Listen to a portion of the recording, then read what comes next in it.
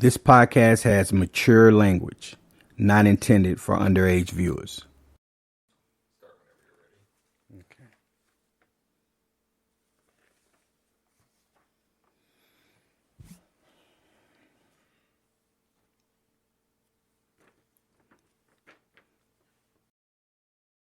Hello, this is Keenan of Street Cred Sports Training, and welcome to another episode of Time to Ball. This is episode 13. Well, let me get on to some things on my mind real quick. Watching the playoffs, football, that is NFL, like I'm sure a lot of you are. And playoffs have been interesting, but these second round matchups should be really, really good. Um, I'm looking forward to that Dallas and San Francisco game. San Francisco, and look, to me, and this is just to me, I don't know why, but there's something about Purdy, quarterback of San Francisco. He's Joe Montana like, not with his throwing. I'm not saying he's Joe Montana. It's something about him that reminds me. Now I'm old enough to have seen Joe Montana quarterback. So there are certain mannerisms and things that he does that just kind of puts me in the mind of him. So I'm really interested to see that game. Also, I mean, the other games of Philly and the Giants, that should be a NFC battle as well, since this will be the third time they're playing each other, and it's always hard to beat a team three times in a row, or not in a row, but three times in a season when you play them. So that's going to be interesting. The Jaguars and the Chiefs, that should probably be a little bit more interesting than what people think, because of what Jacksonville did against San Diego, being down and then coming back to take the lead and ultimately win that game. The Bills and the Bills and the Bengals, with everything that happened, it's going to be probably an emotional game. It's going to be a weird game seeing them play. And I'm sure it's going to take, the players a second to adjust. It's a good thing that they've both had, I think, 2 games since then to try to get back to normal when they're playing. But it's going to be kind of surreal for a little bit, and I hope that everybody is able to just get back in the mindset of playing and understanding that he is better, he is well, he is, still on the road to recovery, but, him being back home will definitely allow players to just be a little bit more at ease. So the Dallas and San Francisco game, and then the Bills and the Bengals, those are the 2 games that I'm really looking forward to. Now, full disclosure, my original pick before the season was New Orleans Saints versus the Bills. And that's gonna be the last damn time I picked the New Orleans Saints. My wife is bad. I've been cursing my wife out for the past month, because I was like, the one time I decided to go with them. Cause look, I wasn't the only one that was feeling them. When you watched everything on paper, they had everything. But again, that's why you play the game. Their quarterback situation is something that's got to get resolved, and they got to get healthy. I've heard people say a lot of times you start to look at the training staff, and I wouldn't, but when you continue to have players, if you was to look over the last three to 4 years, you got to ask yourself, like, are certain players injury prone? Or is there something, in their recovery efforts and stuff? So I'm not gonna get all that. All I'm saying is, I was 3 for 3 on picking NBA, NFL champions, and the damn Saints messed it up. So I know I might have some people that are Saints fans that's gonna be bad. Yeah, you can't get mad at me. I pick y'all to win, damn it.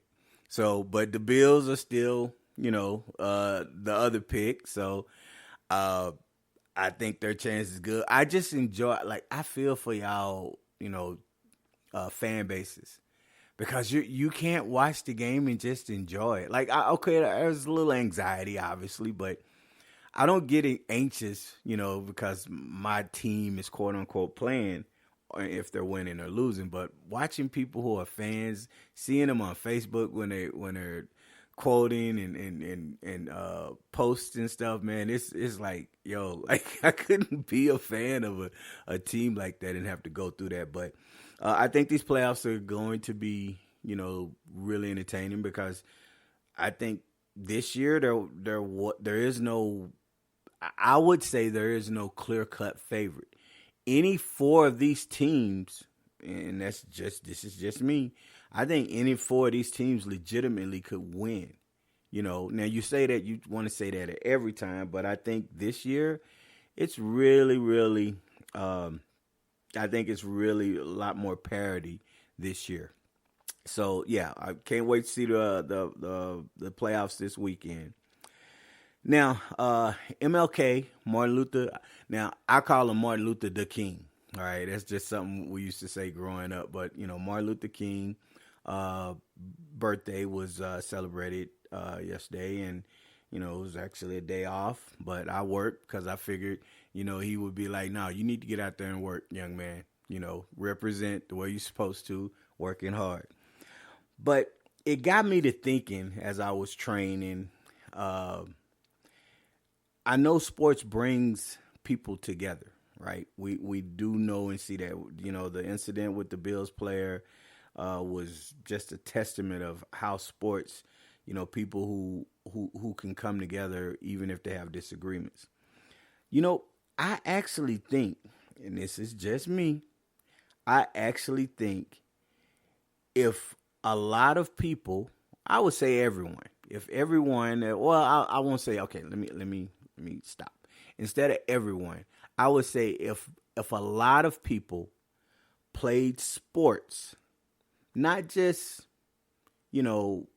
basketball, football, but maybe competitive something where it entailed you being around other people and spending amounts of time with them. Hell, maybe chess and debate clubs could fill that void too if you're not into sports. But in general, I really think that there would be less racism in the world from everybody. And the reason why I say that is because you start to look at, you know, high school, you look at college and professional sports, and you look at the bond that these guys form with each other. I was listening to a NBA show on XM, uh, and it was Rick Mahorn's show. He's one of the hosts, and he was talking to another guy that he had played with back in the 80s, and just listening to how they were talking to each other, how fondly they spoke, how they keep in touch with every day. The other gentleman was he was white, and Rick Mahorn is black, and the fondness, hey brother, I love you and everything. It's almost like sports. When you're in the trenches, you get to learn about each other, and sometimes you learn things that you thought were right that were actually wrong. So you end up, being able to be corrected because of that. So for me, hey, I could be totally off, but I honestly think if more people played sports, there would be less racism because of getting in and understanding, seeing each other in a stripped down way. Not taking your clothes off. I'm not saying that, but I'm just saying in a stripped down way to where you understand one another, right? Because when you play sports, you actually have to depend on each other. And you can get on each other for messing up, and you celebrate when you do it right. And it's just a bond. It's the bond that you share, with each other. And I just would, will it ever happen? No. But the thought of it being a situation where, everybody could spend more time with others and see the beauty in what everybody else has to offer as opposed to always seeing the negative. I think, Would the world be perfect? No, because there's always other stuff that comes into play. I always say it's layers, but I think it would be a huge step in the right direction because there are layers to this. Okay. Uh, Now, before I forget, I need to give a few shout outs. All right, that's some things I'm gonna start doing. So, first, I want to give a shout out to a Paso Chapin women's head varsity coach, Coach Weaver, for letting me come by and to it. I'm trying to involve. Okay, so here's what it is. I train. Obviously, that's what most people know. I'm a trainer, and I spend countless hours. I'm there at my business 7 days a week. So I'm locked in training kids, right? There are things that I'm always saying I want to get better at. And there are things that I wanted to do, which was go watch actual practices. Just for my own, you know, uh, how do I say it? My own growth. Yeah, I'll say growth. My own growth. Because anybody who feels like they know everything, you don't want to be around them. And though I almost know everything, no, I'm just playing. I want to grow. So I really appreciate Coach Weaver allowing me to come to watch him and his varsity girls practice. I appreciate the girls allowing me to watch. Shout out to Chapin's girls basketball team, who is flying under the radar. They are flying under the radar. I think they're ranked. I think they're ranked second in the city. Um, and the team that's ahead of them, they split. That team beat them in a tournament. Gave it to them. I was actually there at that game. They gave it to them. And then they, played them again in the championship, and they beat them. Beat them pretty handily. So and they've beaten Burgess. I think Burgess is, on paper they're a very lethal team, but they're ranked up there too. So there's a lot of great competitive games here. And shout out to Coach Weave, and shout out to all the other coaches. I don't want y'all to think I didn't miss y'all. It's just I happened to speak with Coach Weave. And to be able to be allowed to go over there, I felt it's cool, and I'm gonna try to do more of that. Is going out and sitting in practices and talking to coaches and stuff, and giving them shout outs and giving them the respect, because there's a hard job that they do. Now, just touching on something, there was a very unfortunate, very tragic circumstance that happened, and then it actually involved a couple of one of the players of the Chapin team, and Coach Weaver's been there. He's been there. So, you really, if you really want to know, I would say if you want to know about your leader or the person that's there, you learn a lot. I feel like from adversity when something goes wrong. I know I've had to go visit kids and families and stuff in time of need. As a trainer, people that I've trained, I think I build bonds with everybody, even if they don't end up training. If I see you at some point, I'm always wanting you to do good. I don't look at you and be like, don't talk to me. You stop coming over here and train. I don't care about you no more. Nah, that's not how I am. So, but shout out to him for all that he's done and all that he continues to do. My second shout out goes out to my man, Anthony Brant. Well, who is Anthony Brant? Anthony Brant is the guy who keeps it down for me when it comes to any issues I have with the Dr. Dish machine. Now, Dr. Dish machine is an amazing machine. This isn't some kind of plug to get them as a sponsor. No, I have the machine. I've been using the machine, and it's an amazing machine.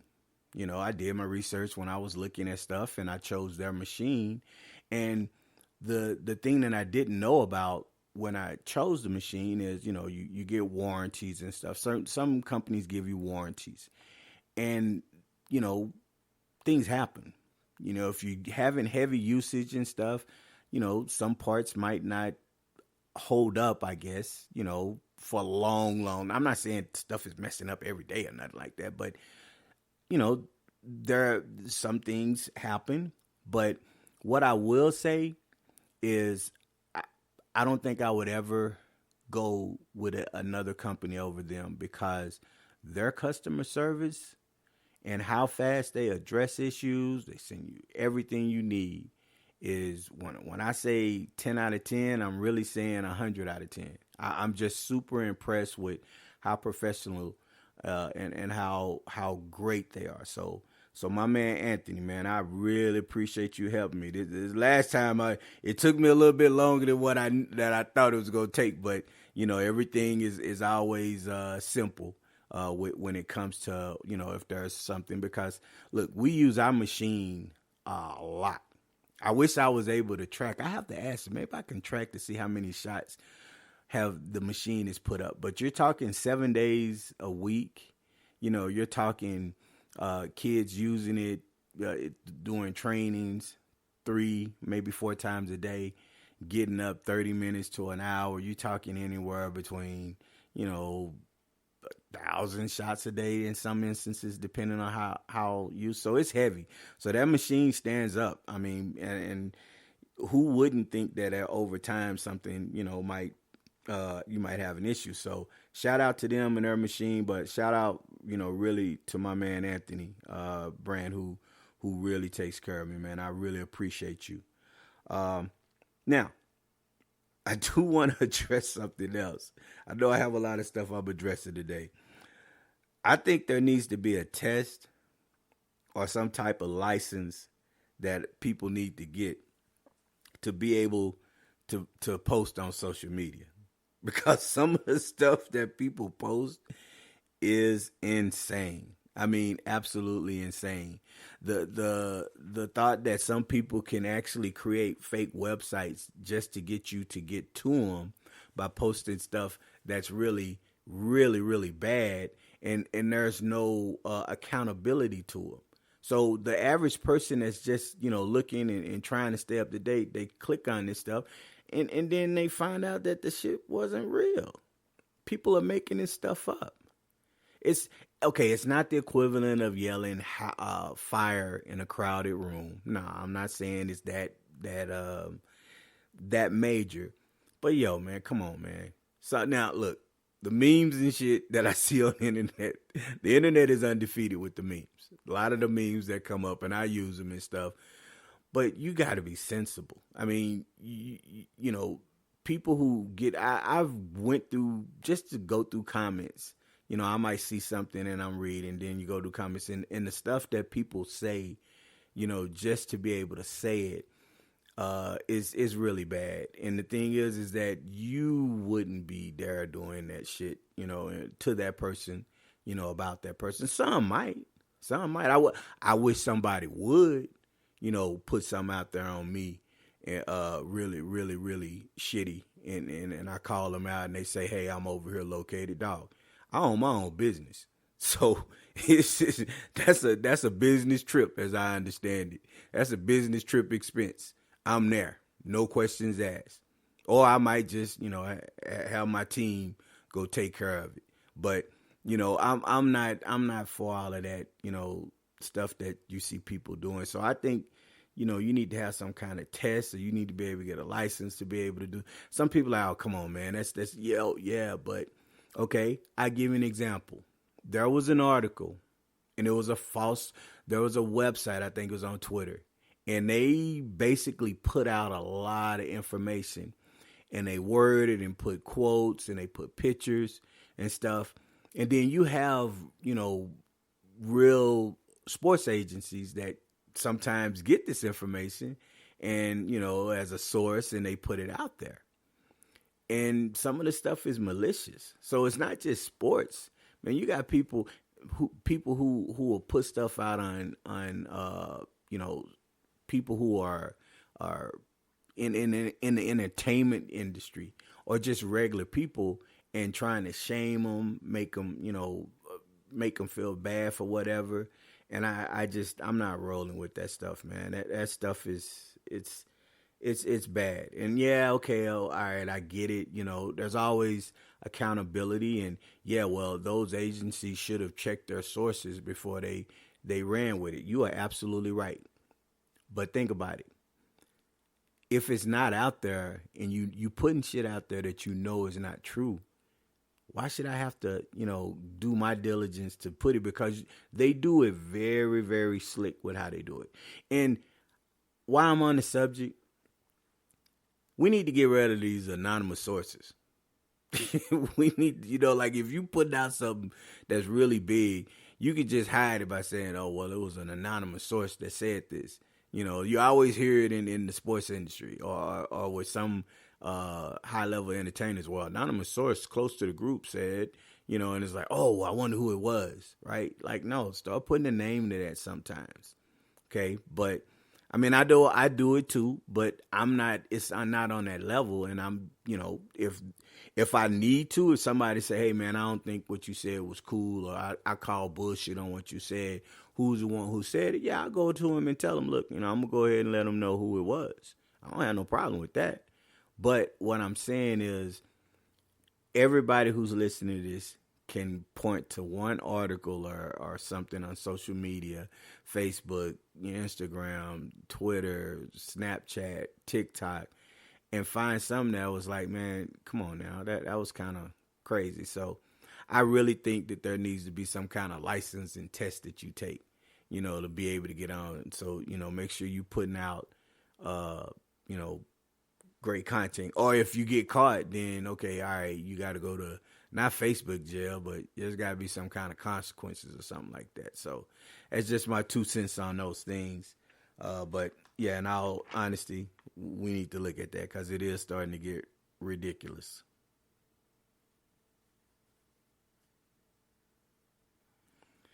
Okay, all right. So basketball training ideology. Now, I mentioned a few episodes ago that I was talking about, finding out from those. I was talking about the floater, and I mentioned that a couple of coaches, had issues with them, and I was like, you know what, I'm gonna kind of try to pick their brain and ask them a little bit more to clarify, and got one of the coaches, and the coach clarified the comment about floaters.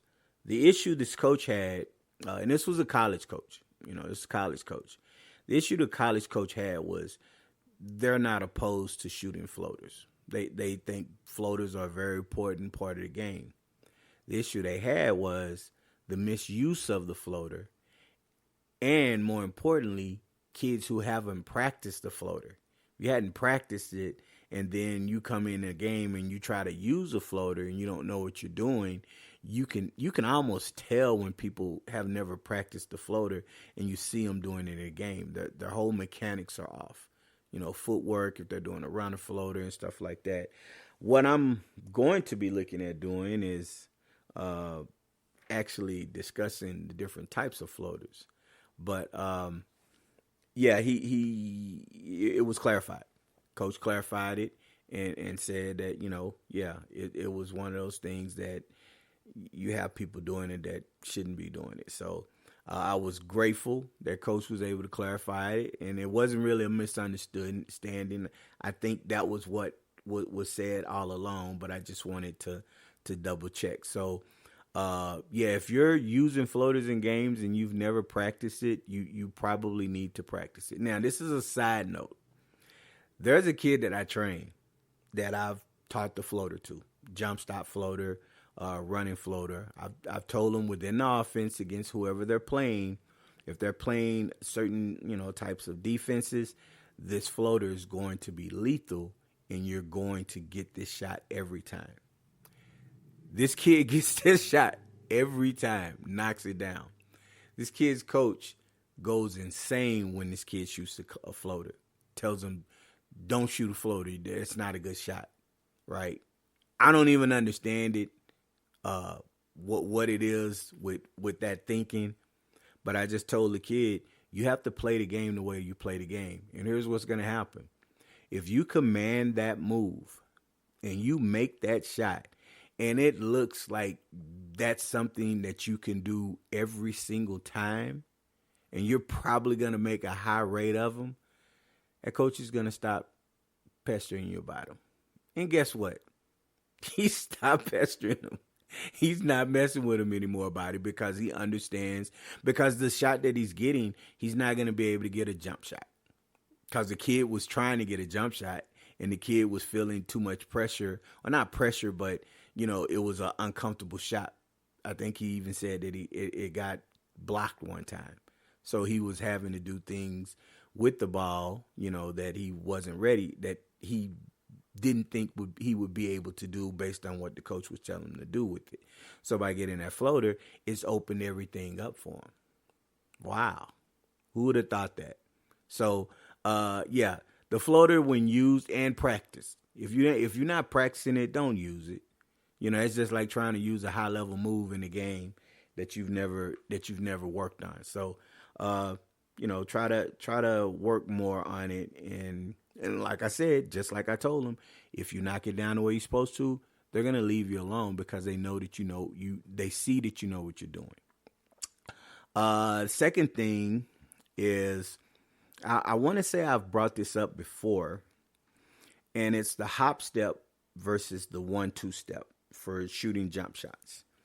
Now, I can teach both. I'm really big on saying no one should ever tell you not to do something, right? There are certain rules and principles that foundationally you go by. But if you're a hop person and that's what you love to do, then someone shouldn't force you to do the 1-2 and vice versa. Okay. Now, what I try to do is I try to always teach the hop to jump shooters with poor footwork who are really just starting to learn how to get their feet set. And then as they get better, then I can go into the 1-2, and ultimately it's what choice they want. Now, I've seen, players on our levels use both. And that's what I think is the beauty of it, because situationally you're going to get a chance to go into a hop or go into a 1-2.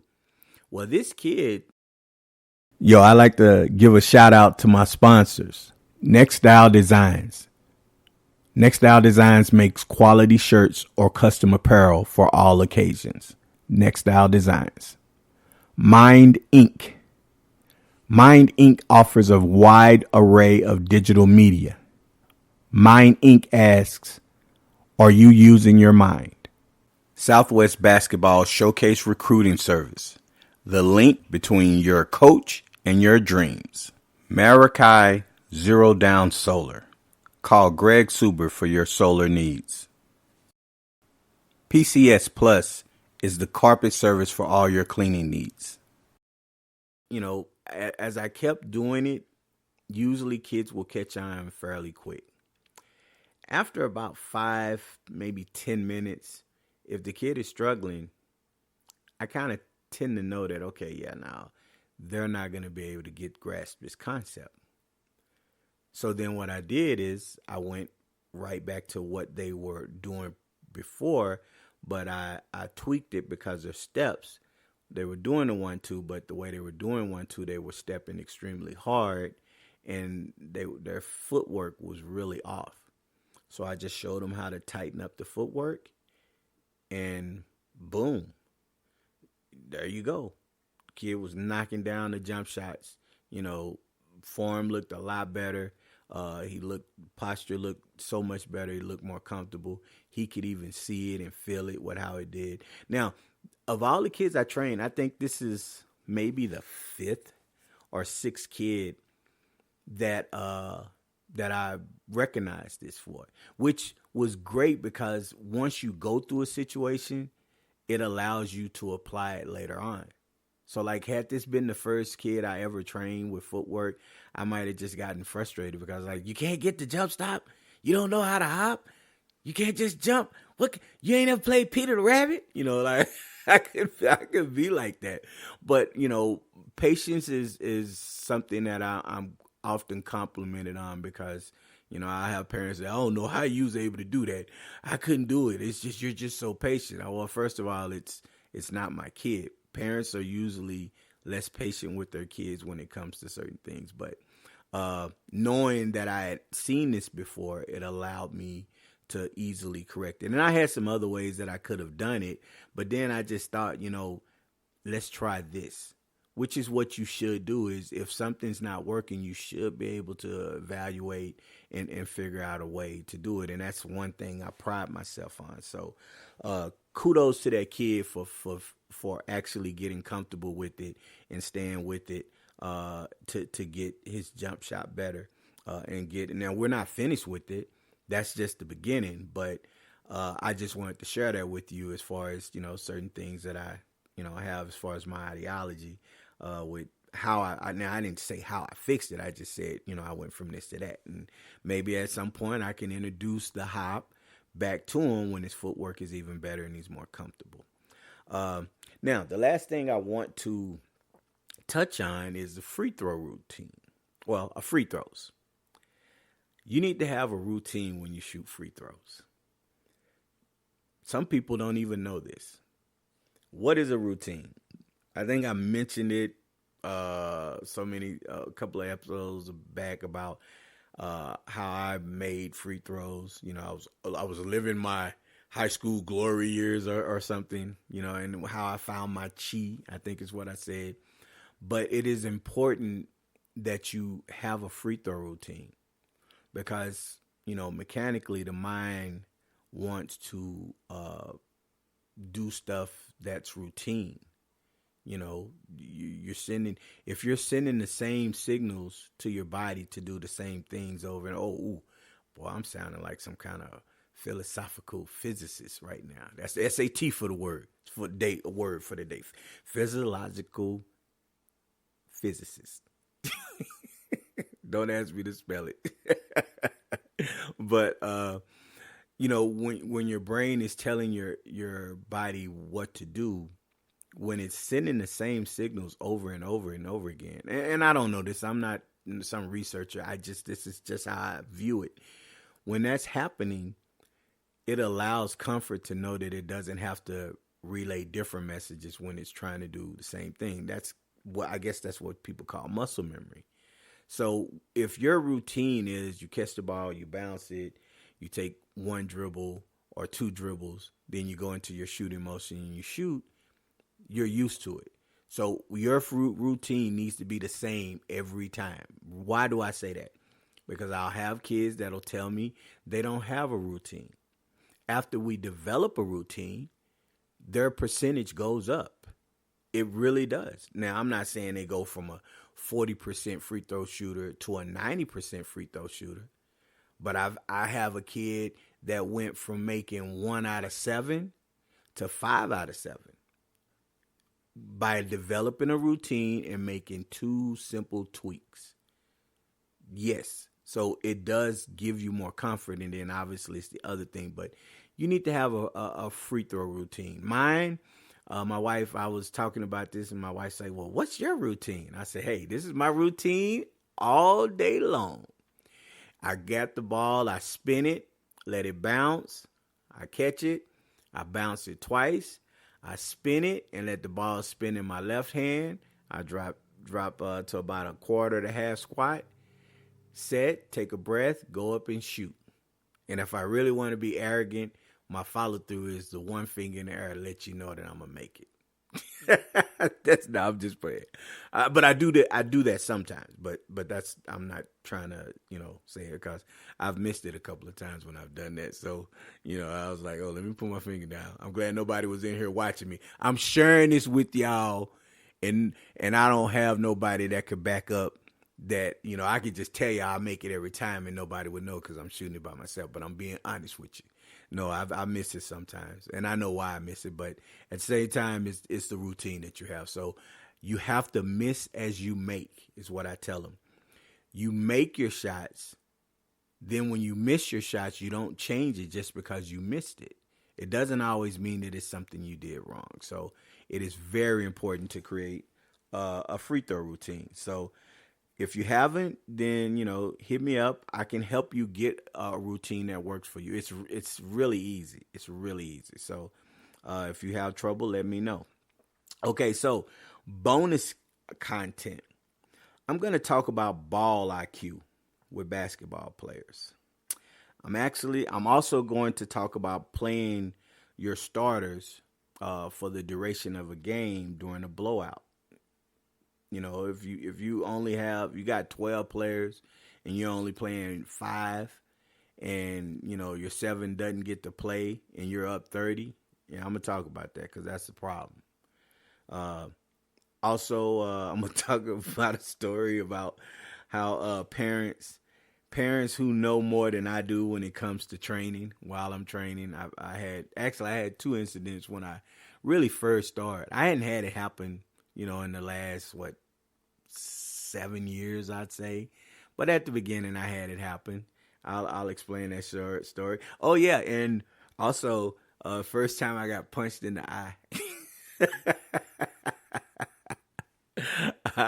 Yeah, so that's a story that's on my bonus content on my Patreon for my Patreon people. So if you're not on that Patreon, you need to get it because I have tons of stuff on there and there's a lot for you. So hey, take a look at that subscription and look at how can Patreon help you when it comes to Street Cred Sports and Time to Ball. All right, so that's gonna be all for today. I'm gonna end it as I always do with what I say. If it was easy, everyone would be doing it. I'm out.